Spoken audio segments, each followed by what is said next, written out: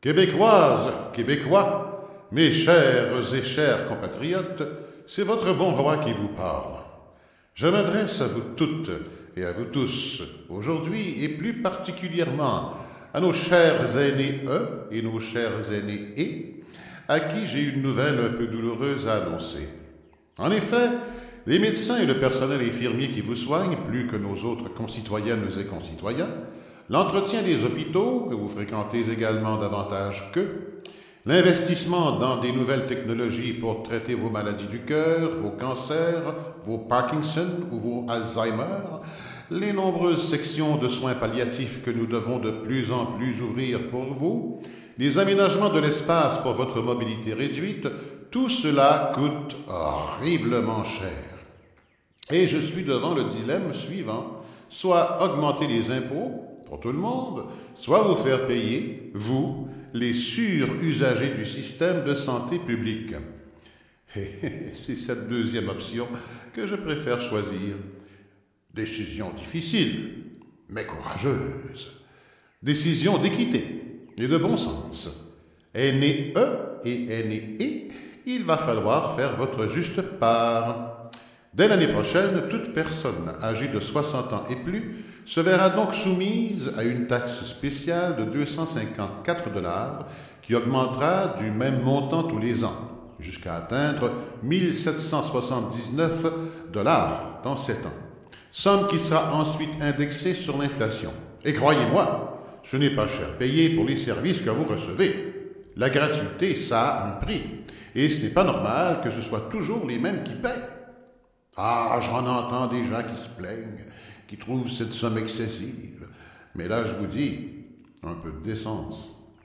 Je vous vois bien, en hiver, partir en masse dans le sud, mes chers petits oiseaux migrateurs, ou offrir des consoles de jeux et des vêtements de marque à vos petits-enfants. Et ces cours de danse de salon, de golf ou de gymnastique aquatique que vous prenez à longueur de semaine. Et pas plus tard que la semaine dernière, j'ai vu un groupe d'aînés se prélasser dans un théâtre pour assister à un spectacle dont les places valaient plus de 100 $. Alors, n'essayez pas de me faire pleurer. C'est faire preuve d'égoïsme de considérer que vous ne pouvez mettre la main à la poche pour financer un système de santé sur lequel vous pesez beaucoup plus que les autres. En plus, vous êtes presque totalement improductif. Vous êtes un pur coup. Ah, j'en entends d'autres qui se posent des questions, qui veulent savoir pourquoi ils paieraient une taxe supplémentaire alors qu'ils paient déjà des impôts sur leur retraite. Et à cela, je dois avouer que nous avons déjà tout dépensé leur argent. Nous avons notamment mis plus de 2 milliards dans le CHUM. Mais ce sera très beau. Bon, en bref, on est un peu fauchés. Ah, mais j'en entends d'autres, enfin, qui crient à l'injustice, qui disent qu'il n'y a pas que les aînés qui coûtent cher au système de santé. Les malades chroniques, les tabagiques, les alcooliques, les obèses, les cols blancs, victimes de burn-out, les cols bleus, victimes de troubles musculo-squelettiques liés à leurs conditions de travail, les femmes enceintes, et j'en passe. Et ce n'est pas faux. C'est pourquoi nous réfléchissons également à un moyen permettant de leur imposer une petite taxe supplémentaire. Mes ministres travaillent fort là-dessus et ça devrait être prêt sous peu. Ne vous en faites pas, l'équité est notre priorité. En tous les cas, les aînés E et les aînés E, la décision vous concernant est déjà prise. Nous y avons bien réfléchi. Il n'y a pas le choix. C'est ça ou la faillite.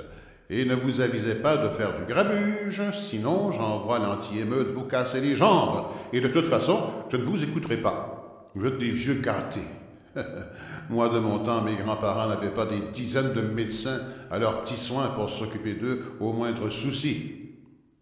Mes chers et mes chers compatriotes, c'est tout pour aujourd'hui, mais restez connectés. D'autres pilules suivront.